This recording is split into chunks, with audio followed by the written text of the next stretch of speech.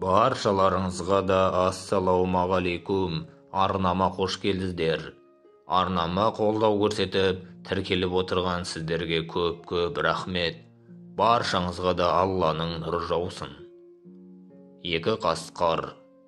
Баяғыда бір үндіс қарт немересіне өмірлік шындық туралы әңгімелепті. Әрбір адамның ішінде өмір бойы екі қасқырдың айқасына ұқсас үлкен күрес жүріп жатады.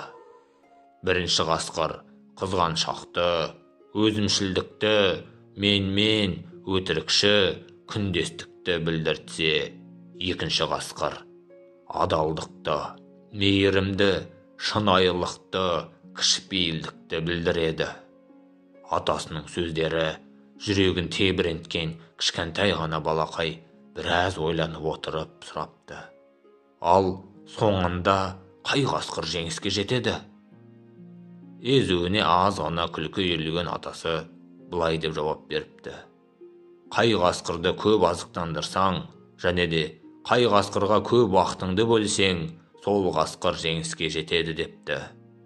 Қазақ атам тегін айтпаса керек. Балапан ұясында не көрсе, ұшқанда соны алады.